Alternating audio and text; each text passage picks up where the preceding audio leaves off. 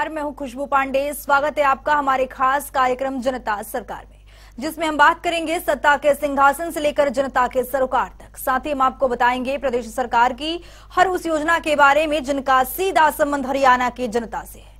योजनाएं प्रदेश के विकास को नई गति प्रदान करेंगी और हरियाणा की जनता का चहुमुखी विकास भी करेंगी, ताकि प्रदेश की जनता तरक्की की राह पर आगे बढ़े और हरियाणा प्रदेश निरंतर उन्नति की नई ऊंचाइयों को छूता हुआ प्रगतिशील रहे। तो अगले 30 मिनट तक बन रही हमारे साथ और देखते रहिए जनता सरकार।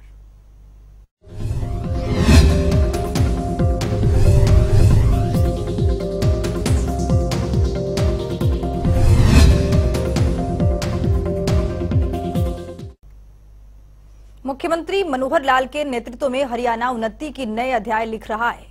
मनोहर नीतियों के कारण ही हरियाणा प्रदेश आज देश दुनिया में अपनी पहचान कायम करने में कामयाब हुआ है। इन सबकी बानगी तब देखने को मिली जब मुख्यमंत्री मनोहर लाल ने राज्य स्तरीय दिशा समिति की बैठक की अध्यक्षता की। दरअसल इस बैठक में प्रशासनिक सचिव, जिला उपायुक्त भी मौजूद रहे। इस अवसर पर मुख्यमंत्री मनोहर लाल ने अधिकारियों को कई जरूरी दिशा निर्देश भी दिए। देखिए। हरियाणा प्रदेश का मनोहर विकास मुख्यमंत्री मनोहर लाल के नेतृत्व को दर्शाता है। मुख्यमंत्री मनोहर लाल की नीतियों से हरियाणा हर रोज सफलता के नए आयाम गढ़ रहा है। इसी कड़ी में मुख्यमंत्री मनोहर लाल ने प्रशासनिक सचिवों, जिला उपायुक्तों के साथ वीडियो कॉन्फ्रेंसिंग के जरिए राज्य स्तरीय दिशा समिति की बैठक की अध्यक्षता की। बैठक के दौरान केंद्र और राज्य सरकारों की विभिन्न योजनाओं की विस्तार से समीक्षा की गई। इस अवसर पर मुख्यमंत्री मनोहर लाल ने संबंधित अधिकारियों को दिशा निर्देश भी दिए। मुख्यमंत्री ने कहा कि प्रदेश में 1 किलोमीटर से अधिक दूरी पर स्थित स्कूलों में विद्यार्थियों को आने जाने में किसी प्रकार की कोई कठिनाई न आए। इसके लिए छोटे वाहनों के माध्यम से छात्राओं को आवागमन की सुविधा प्रदान की जाए। इस कार्य की समुचित मॉनिटरिंग के लिए स्कूल के एक शिक्षक को नोडल अधिकारी बनाया जाए।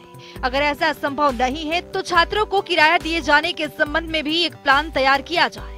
वर्तमान में छात्रों को सुरक्षित यात्रा सुनिश्चित करने के लिए परिवहन सुविधा मुहैया करवाई जा रही है। तो चलिए अब ग्राफिक्स के जरिए आपको समझाते हैं। सीएम मनोहर लाल ने राज्य स्तरीय दिशा समिति की बैठक की। सांसद, विधायक और प्रशासनिक सचिवों ने बैठक में हिस्सा लिया। मुख्यमंत्री मनोहर लाल का बैठक में दिशा निर्देश। छात्रों को छोटे वाहनों के जरिए मुहैया करवाएं परिवहन सुविधा। 1 किलोमीटर से ज्यादा दूरी तय करने वाले छात्रों को मिलेगी सुविधा। सॉइल हेल्थ कार्ड का धरातल पर पूर्ण उपयोग हो सुनिश्चित। अधिकारियों को निर्देश, किसानों को जागरूक करें। बागवानी विभाग की सब्सिडी योजनाओं का अध्ययन करने के लिए कमेटी हो गठित। उपायुक्त जिला स्तर पर दिशा समितियों की नियमित बैठक करें। बैठक में मुख्यमंत्री मनोहर लाल ने अधिकारियों को अवगत करवाया। स्कूल ड्रॉप आउट कम करने के लिए बच्चों की ट्रैकिंग की जा रही है। हर बच्चे की देखभाल सुनिश्चित करना राज्य सरकार की सर्वोच्च प्राथमिकता है।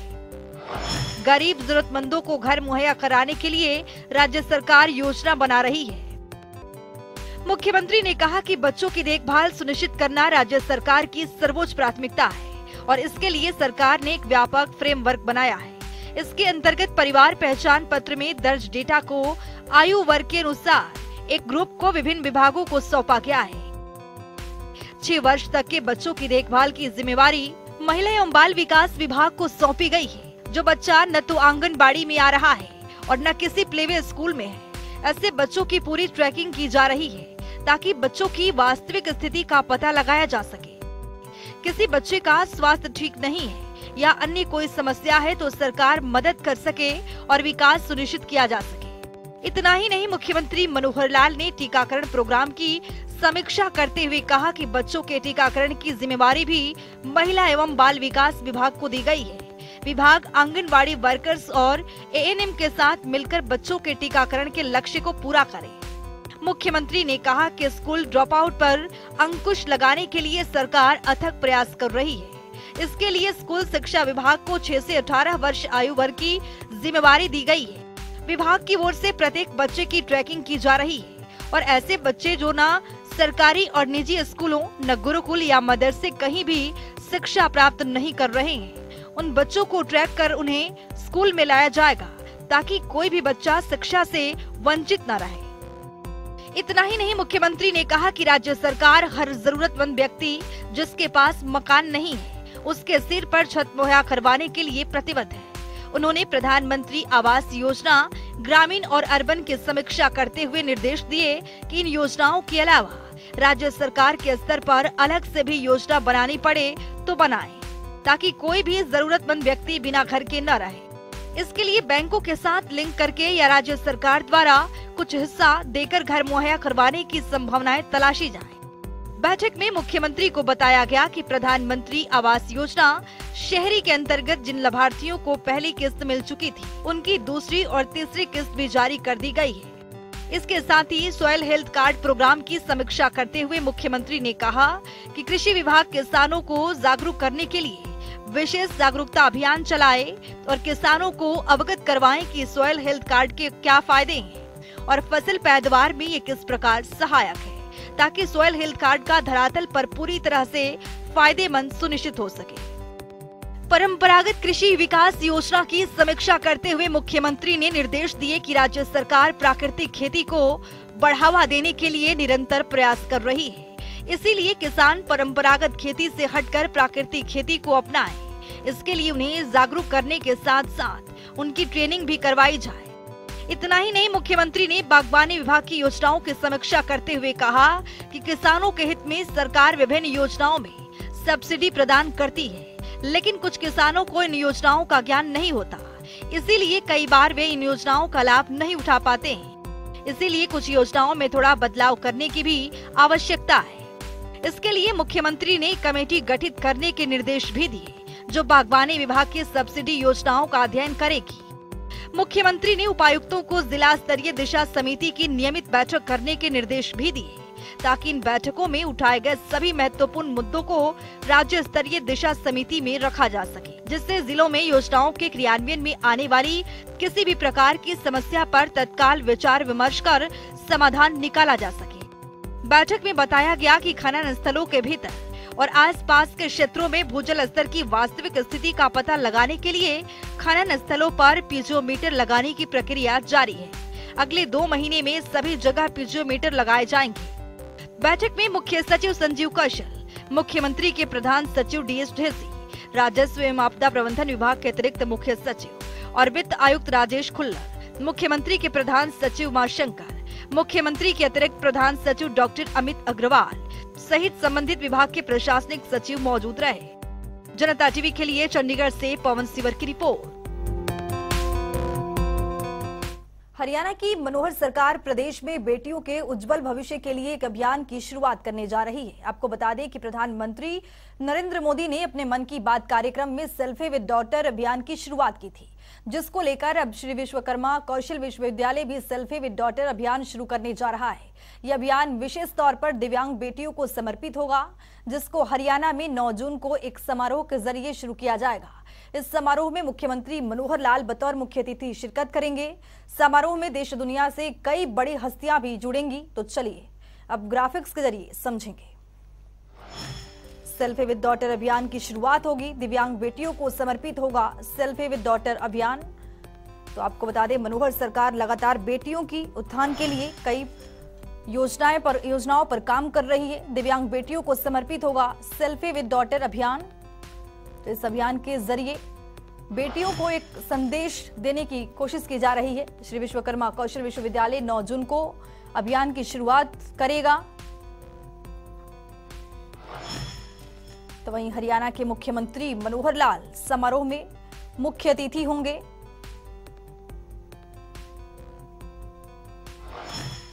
तो आपको बता दें, सेल्फी विद डॉटर अभियान के प्रवर्तक सुनील जागलन होंगे विशिष्ट अतिथि। प्रधानमंत्री की ओर से शुरुआत की गई थी, सेल्फी विद डॉटर अभियान की शुरुआत हुई थी, लेकिन अब हरियाणा में भी 9 जून को सेल्फी विद डॉटर समारोह का आयोजन किया जाएगा। समारोह में दिव्यांग बेटियों के सम्मान में शपथ दिलाई जाएगी।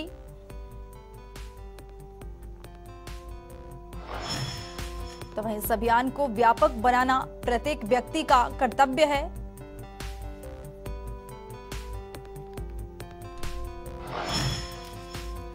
पीएम मोदी ने मन की बात कार्यक्रम में सेल्फी विद डॉटर अभियान की शुरुआत की थी।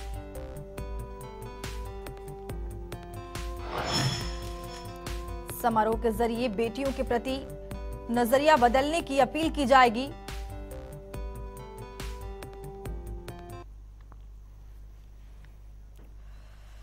तो वहीं मुख्यमंत्री मनोहर लाल के नेतृत्व में प्रदेश का निरंतर उत्थान हो रहा है। इसी कड़ी में मुख्यमंत्री मनोहर लाल ने प्रदेश को साफ सिटी सेफ सिटी बनाने का निर्णय लिया है। ग्राफिक्स के जरिए देखेंगे। मनोहर सरकार का लक्ष्य है साफ सिटी सेफ सिटी। हरियाणा की मनोहर सरकार की ये नेक पहल है। मुख्यमंत्री लगातार कई योजनाओं पर काम कर रहे हैं जिससे प्रदेश का उत्थान हो सके। शहरों का साफ सिटी सेफ सिटी बनाने का लक्ष्य रखा गया है। साफ सिटी और सेफ सिटी के जरिए कई योजनाओं पर काम भी किया जा रहा है। जन सुविधाएं बढ़ाने एवं सौंदर्यीकरण पर विशेष जोर दे रही है मनोहर सरकार। तो आपको बता दें कि कचरे के डोर टू डोर किया जाएगा कलेक्शन ताकि साफ सफाई पर ध्यान दिया जा सके। स्वच्छ भारत की ओर बढ़ता हरियाणा। पृथक्करण करने के प्रति लोगों को जागरूक किया जाएगा। यहां पर सड़कों पार्कों श्मशान घाटों के सौंदर्यीकरण सड़कों की मरम्मत पर भी ध्यान दिया जाएगा। मनोहर सरकार का लक्ष्य है कि प्रदेश को साफ सिटी और सेफ सिटी बनाया जाए। अनियमित कॉलोनियों का नियमितीकरण का करने पर भी फोकस दिया जाएगा। यहां पर फोकस करेंगे मनोहर सरकार। मुख्यमंत्री शहरी निकाय स्वामित्व योजना के कार्यों पर भी विशेष ध्यान दिया जाएगा।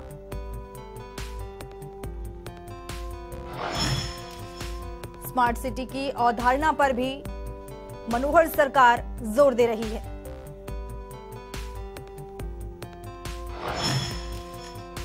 मुख्यमंत्री का मुख्य उद्देश्य है कि प्रदेश को स्वच्छ बनाया जाए।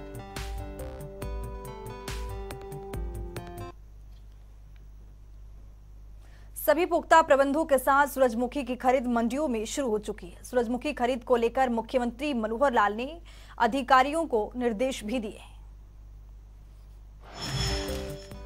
तो ग्राफिक्स के जरिए समझेंगे। किसानों के हित में मनोहर सरकार कई कदम उठा रही है। सभी पुख्ता प्रबंधों के साथ सूरजमुखी की खरीद शुरू हो चुकी है मंडियों में। हैफेड के चेयरमैन कैलाश भगत ने स्वयं संभाला इस मोर्चे को।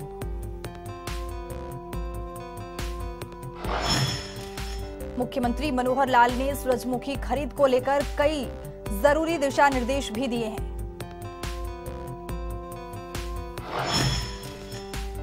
किसानों के लिए हर वक्त मजबूती से खड़ी है मनोहर सरकार। मुख्यमंत्री मनोहर लाल किसानों के हित में कई बड़े और कड़े फैसले ले रहे हैं। पिछले दिनों मनोहर सरकार ने मुआवजा राशि किसानों के सीधे खाते में पहुंचाई थी। तो वहीं किसानों को किसी भी प्रकार की परेशानी नहीं होनी चाहिए। मुख्यमंत्री की ओर से लगातार मंडियों में जिस तरह से सूरजमुखी की फसल की खरीद की जा रही है उस पर मुख्यमंत्री मनोहर लाल लगातार दिशा निर्देश दे रहे हैं। कुरुक्षेत्र की 5 मंडियों में 144 क्विंटल की खरीद हुई है। शहबाद, थानेसर, इस्माइलाबाद, बाबन और लाडवा मंडी में खरीद केंद्र बनाया गया है। 4,800 रुपए प्रति क्विंटल हैफेड ने निर्धारित किया है सरकारी रेट। तो आपको बता दें भवांतर भरपाई योजना के तहत 1,000 रुपए किया गया है निर्धारित रेट। तो मनोहर सरकार लगातार प्रयास कर रही है कि किसानों के हित में कई बड़े फैसले लिए जाएं। तो चलिए अब खबरों में आगे बढ़ते हैं। हरियाणा की मनोहर सरकार प्रदेश के किसानों के लिए कई बड़े और कड़े फैसले ले रही ताकि प्रदेश का हर किसान सुखी जीवन जी सके। इसी कड़ी में हरियाणा सरकार ने किसानों के हित में एक और फैसला लिया है। ग्राफिक्स के जरिए समझते हैं। में निरंतर निर्णय ले रही हरियाणा सरकार। प्रदेश के सभी 751 सहकारी समितियों को ऋण पर लिए गए। प्रति वर्ष राज्य के किसानों को 6,000 करोड़ का ऋण दिया जाता है। हरियाणा सरकार 4% और केंद्र सरकार 3% ब्याज भुगतान करती है यहां पर किसानों के लिए। प्रदेश के सभी 751 सहकारी समितियों को ऋण पर लिए गए ब्याज को लौटाने के लिए यहां पर निर्देश जारी किया गया है। प्रति वर्ष राज्य के किसानों को 6,000 करोड़ का ऋण दिया जाता है। हरियाणा सरकार तो वहीं 4% और केंद्र सरकार की ओर से 3% ब्याज भुगतान किया जाता है ताकि किसानों को लाभ मिल सके और किसान खुशी जीवन जी सके, समृद्ध हो सके। हरियाणा की मनोहर सरकार प्रदेश के किसानों के हित में कई कदम उठा रही है ताकि प्रदेश का किसान समृद्ध हो सके। इसी कड़ी में हरियाणा सरकार ने किसानों के लिए मेरा पानी मेरी विरासत योजना भी शुरू की है। इसके तहत कई पहल प्रदेश सरकार ने की है, जिससे एक है सूक्ष्म सिंचाई योजना। इस योजना के अंतर्गत किसानों को हर खेत तक पानी पहुंचाना सरकार का मकसद है। देखिए, हरियाणा प्रदेश मेहनत कश भूमि पुत्रों की वो धरती जिस पर वो अपनी कड़ी मेहनत से भरपूर अन्न उपजाते हैं। कृषि प्रधान प्रदेश होने के नाते हरियाणा प्रदेश का अपना ही माने, लेकिन इन बीते दशकों में प्रदेश के कृषकों को खेती बाड़ी के काम में कई तरह की समस्याएं भी झेलनी पड़ी। इसमें फसलों की सिंचाई सबसे ज्यादा परेशानी का कारण रहा। भौगोलिक दृष्टिकोण से हरियाणा प्रदेश में प्राकृतिक जल संसाधन के स्रोत सीमित है। प्रदेश के किसानों को लंबे समय तक सिंचाई के लिए भूजल स्तर में सुधार लाना और कृषि के उपयोग में लाई जाने वाली पर्याप्त जलापूर्ति करना सरकार के लिए अपने आप में एक बड़ी चुनौती थी। लेकिन जो बीड़ा मनोहर सरकार ने उठाया उसे पूरा किया जाना भी बेहद जरूरी था। लिहाजा सरकार ने इन वर्षों में कुछ ऐसे बड़े एक्सपेरिमेंट्स किए जो अब तक देश में किसी भी राज्य में नहीं आजमाए गए थे।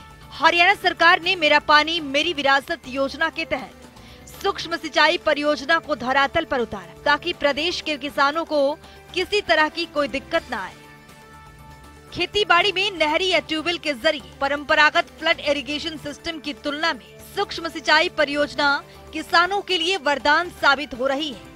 दरअसल फ्लड इरिगेशन सिस्टम से जहां एक और भूजल का अत्यधिक दोहन होता है, वहीं पानी की खपत भी अधिक रहती है। भविष्य में जल संसाधनों की आवश्यकता को देखते हुए सूक्ष्म सिंचाई परियोजना हरियाणा सरकार की दूरदर्शी सोच और सिंचाई प्रबंधन की एक बेहतरीन विधि साबित हो रही है। तो चलिए ग्राफिक्स के जरिए समझते हैं।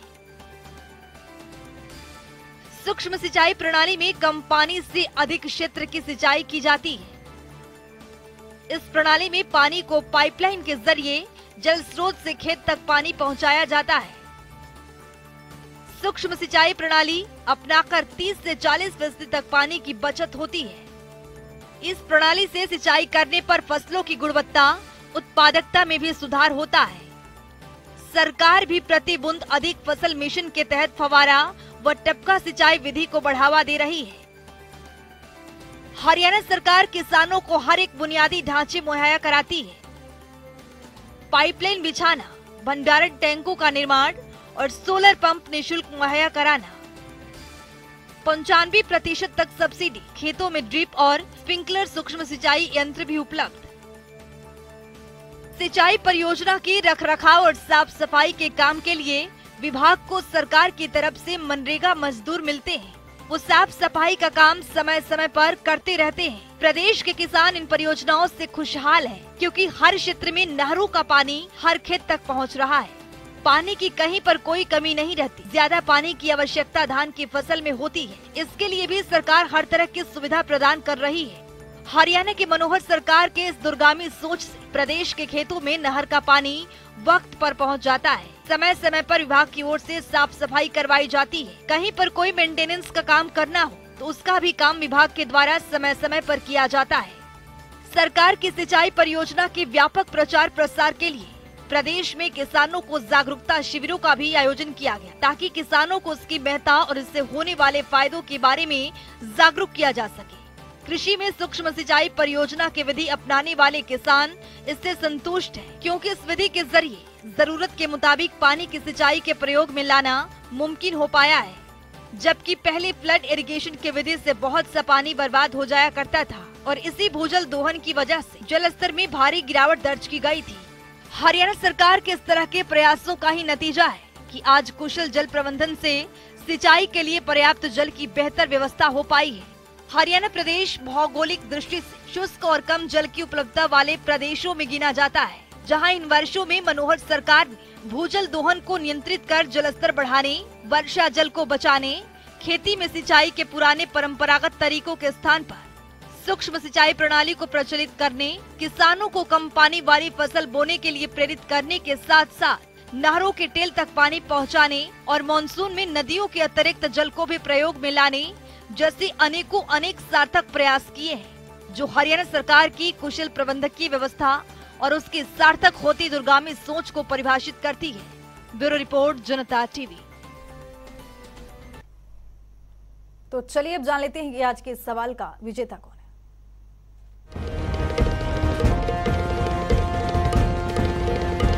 तो बात अब आज के विजेता की। जैसा कि आप जानते हैं, हर रोज एक नया सवाल पूछते हैं, सही जवाब देने वाले के नाम और तस्वीर अपने टेलीविजन स्क्रीन पर दिखाते हैं, साथ ही उसको उपहार भी देते हैं। तो चलिए अब जान लेते हैं कि कल का हमारा सवाल क्या था और कौन है इसका विजेता। कल का हमारा सवाल है, हरियाणा कृषि यंत्र योजना की शुरुआत कब की गई थी? इसका सही जवाब है बी, साल 2022। ढेरों जवाब आए, लेकिन आज के हमारे विजेता हैं करनाल से संजय भाटिया। संजय, आपको बहुत बहुत बधाई। तो फिर पूछेंगे आज का सवाल, देखते रहिए जनता टीवी।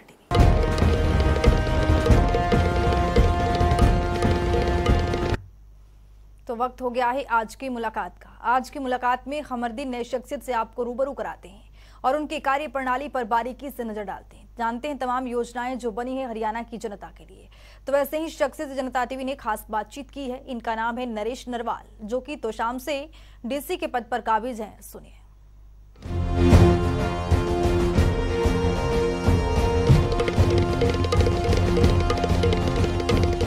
हरियाणा गवर्नमेंट की तरफ से एक हरियाणा उदय के नाम से आउटरीच प्रोग्राम चार्ट आउट किया गया है।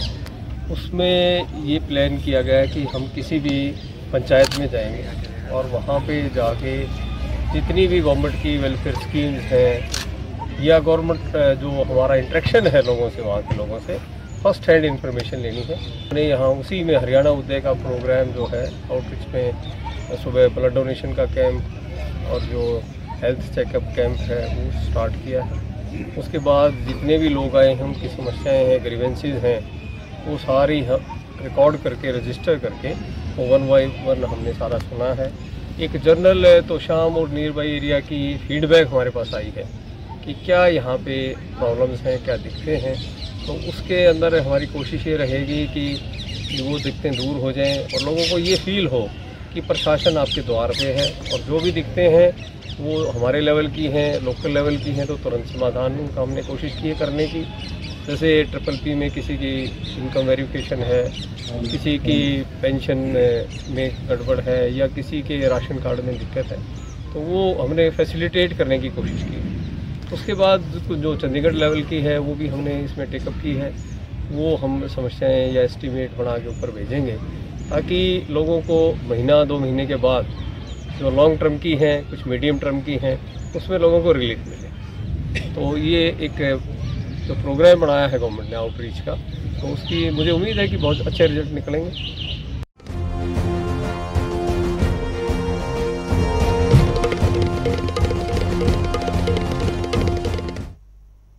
तो वक्त हो गया है आज के सवाल का। तो चलिए अब जान लेते हैं कि आज के इस सवाल में क्या कुछ है।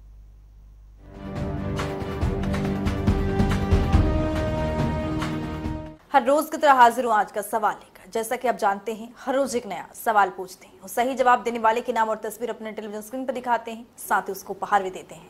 तो चलिए नजर डालते हैं आज के सवाल पर। मुख्यमंत्री अंत्योदय परिवार उत्थान योजना का उद्देश्य क्या है? ए, आय बढ़ाना, बी, सब्सिडी प्रदान करना, सी, रोजगार देना, डी, इनमें से कोई नहीं। तो दीजिए सही जवाब और बनिए विजेता।